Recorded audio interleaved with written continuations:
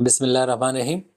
یو ځل بیا تاسو سره مخاطب یم او تاسو نه صرف دا تپوس کوم چې تاسو په ارد ګرد کې یا په کور کې تاسو داسې ماشوم شته چې دغه عمر د 15 کالو نه کم دی او هغه په غوږونو باندې خبرې ناوري او خبرې نشي کولی، نو تاسو اوسه پورې هغه ډاکټر مقبول بلوچ د چیک اپ لپاره ولې نه دی بوتلی.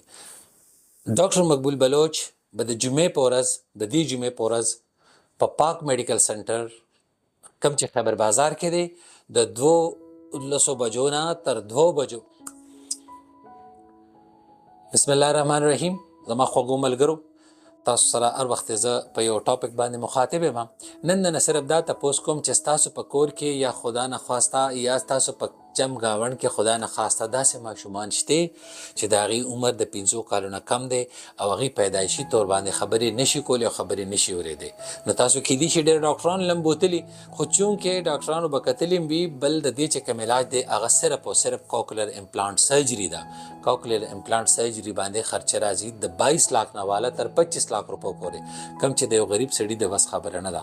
نو د هغې دپاره پاکستان بیت المال دغه ماشومانو امداد کوي او د هغې چیک اپ لپاره ډاکټر مقبول بلوچ کوم چې کوکلر امپلانټ سرجن دی پاکستان کې د ټول نه غټ سرجن دی، هغه د جمعې په ورځ 12 بجو نه والا تر 2 بجو پورې پاک میډیکل سنټر کم چې خیبر بازار پېښور کې دی هلته به د ماشومانو معاینه کوي. د دې نه پس به هغه وقفه کوي او د وقفې نه پس د 3 بجو نه والا تر 6 بجو پورې با په سودیس میډیکل کمپلیکس کم چې په 400 کې د مردان روډ باندې هلته به معاینه کوي او بیا د دې دا کیس مونږ پاکستان بیت المال ته ولیږو، هلته نه د دې پیسې منظوري شي او مونږ په هغې باندې د هغې سرجري وکړو.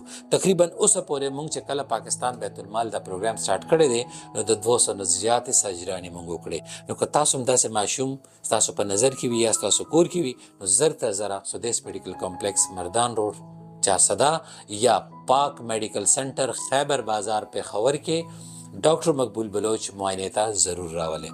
دا ویډیو زیات ته زیات شیر کړئ چې هغه مور پلار ته ورسي کم چې په سوشل میډیا نه دي یا زموږ د آواز نه دي خبر، نو دا یو صدقه جاریه ده، د دې شیر کول تاسو باندې فرض دي. دعاګانو کې یاد ساتئ. د الله په امان.